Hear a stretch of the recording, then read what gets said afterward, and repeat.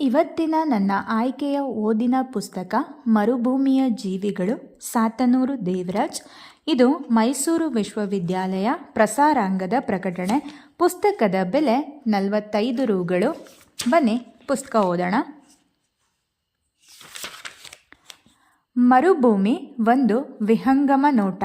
ಮರುಭೂಮಿ ಎಂದರೆ ಮರಳಿನಿಂದ ಆವೃತವಾದ ಸಸ್ಯ ಮತ್ತು ಪ್ರಾಣಿಗಳಿಲ್ಲದ ಬರಡು ಪ್ರದೇಶ ಎಂದು ತಿಳಿದುಕೊಂಡಿದ್ದೇವೆ ಅಲ್ಲವೇ?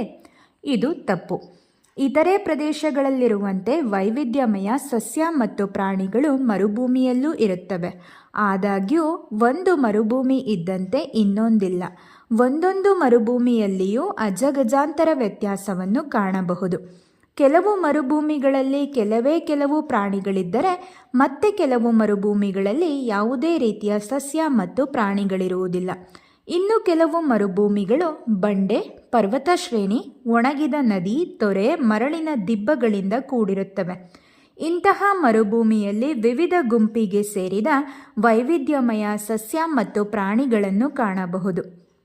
ಉತ್ತರ ಆಫ್ರಿಕಾದ ಸಹರಾ ಮರುಭೂಮಿ ಒಣಗಿದ ಶುಷ್ಕ ಮರುಭೂಮಿಯಾಗಿದ್ದರೂ ಅತ್ಯಾಶ್ಚರ್ಯಕರ ಪರ್ವತ ಶ್ರೇಣಿ ಅಲ್ಲದೆ ಮರಳಿನ ದಿಬ್ಬಗಳಿಂದ ಕೂಡಿರುತ್ತದೆ. ಕೆಲವು ಸಂದರ್ಭಗಳಲ್ಲಿ ಹಿಮದಿಂದಲೂ ಕೂಡಿರುತ್ತದೆ.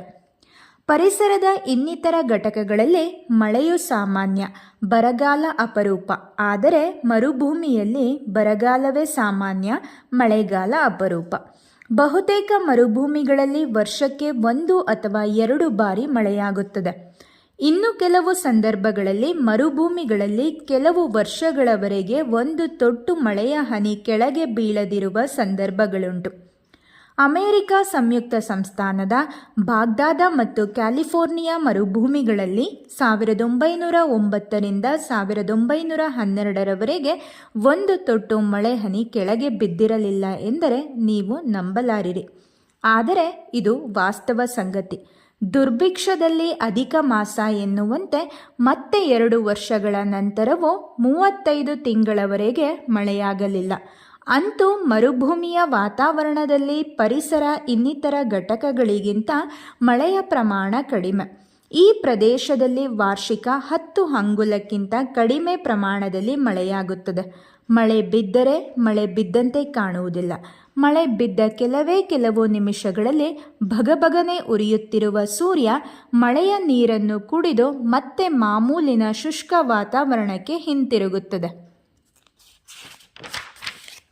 ಮಳೆ ಬಂದ ನಂತರ ಮರುಭೂಮಿಯ ಚಿತ್ರಣ ಕೆಲವು ದಿವಸಗಳಲ್ಲಿ ಬದಲಾವಣೆಯಾಗುತ್ತದೆ.